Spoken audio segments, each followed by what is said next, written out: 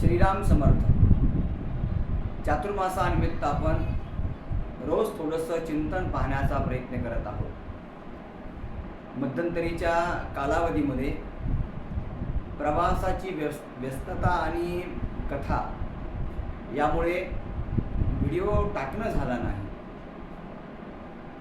आज म्हणजे खरोखर ऐकणारा श्रोतृवर्ग खरोखर किती छान आहे याचं मला कौतुक पण आहे.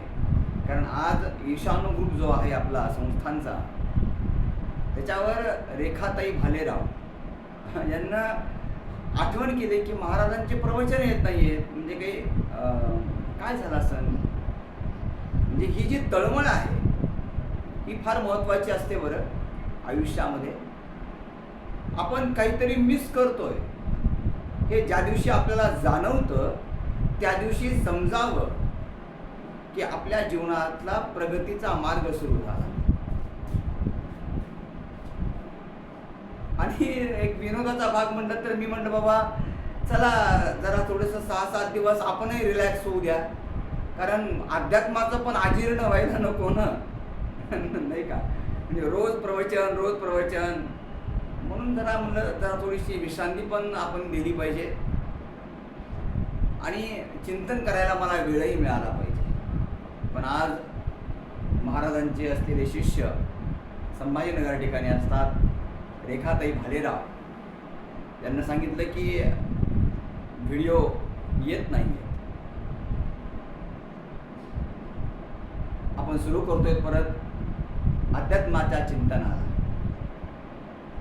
मला म्हणायचं हे आहे, आपण स्वतः जरा शांत विचार करून एका गोष्टीचं निरीक्षण करून बघा. कुठली गोष्ट? आपण जे भोग भोगतो, जे सुख आपल्याला हवंसं वाटतं, त्यासाठी आपण प्रयत्न करतो. खरोखरच या सर्व उपभोगामध्ये भोगामध्ये सुख आहे का बरं? जरा बारीक विचार करा. याचा अर्थ मला म्हणायचं नाहीये की आपण सुखाचा उपभोग घ्यायचा नाहीये, तो घेतला पाहिजे. आणि तो जर नाही घेतला तर अध्यात्मामध्ये त्याला सांगितलं की तो धिक्कार आहे. पण प्रत्येक गोष्टीला एक मर्यादा आहे. सुखाचा अतिरेक सुद्धा ज्यावेळेस होतो, म्हणजे सुख घेण्याचा अतिरेक सुद्धा ज्यावेळेस होतो, त्यावेळेस सुद्धा आपल्या स्वतःची यशाची हानी होत असते. मग आपण म्हणाल याचा अर्थ लावायचा कसा? बघा, भर्तृहरीनं अतिशय चांगल्या पद्धतीनं याचा विचार मांडला. भर्तृहरी म्हणतात, भोगान भोगता वयमेव भुक्ता, तपोन तप्तम वयमेव तप्तः, कालोन यातः वयमेव याता, तृष्णान जीर्णा वयमेव जीर्णा. गंमत काय माहितीये का की आपल्याला असं वाटतं की आपण भोगांचा उपभोग घेतो, पण नाही.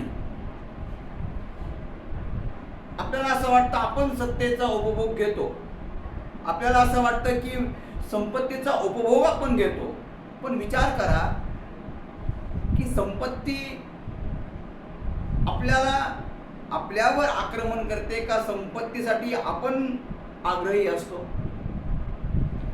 जरा बारीक विचार केल्यावर आपल्या लक्षात येईल की आपण ज्या सुखाचा उपभोग घेत असतो त्या सुखामध्येच आपल्याला शेवटी इतकी त्या सुखाची सवय होते की आपल्याला राहवत नाही त्या वस्तूशिवाय, त्या सुखाशिवाय.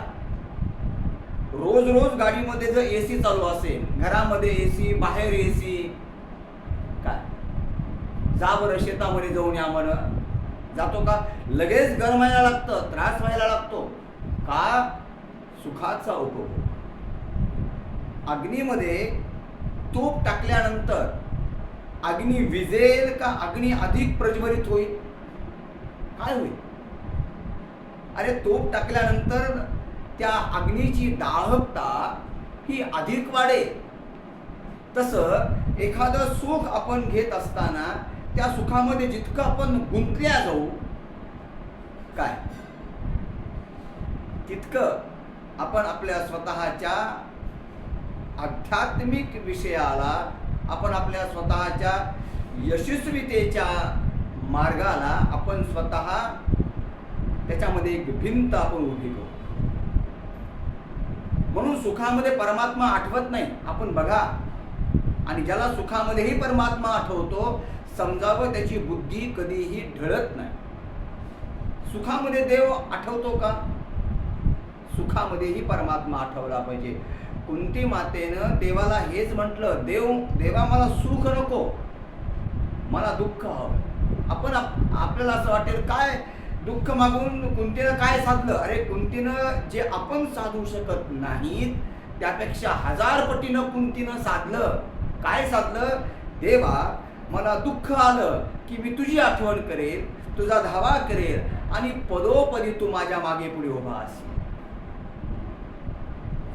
या दुःखाच्या निमित्तानं देवा तू रोज आमच्या घरी असशील. आणि मग मला सांगा, इथं देव आहे, इथं परमात्मा आहे, तिथं ते दुःख असेल का? मूळ मुद्दा असा आहे की आपण ज्या भोगांना भोगतो, आपण त्या भोगांना भोगत नसतो, ते भोग आपल्याला भोगत असतात. आणि म्हणून आपल्या जीवनामध्ये एक मर्यादा आपण ठेवली पाहिजे, एक संयम आपण ठेवला पाहिजे. ज्याला संयम आणि मर्यादा समजली त्याला खऱ्या अर्थानं अध्यात्म समजलं. आज इथेच थांबूया. उद्या एक नवीन चिंतन, नवीन विचार. श्रीराम समर्थ.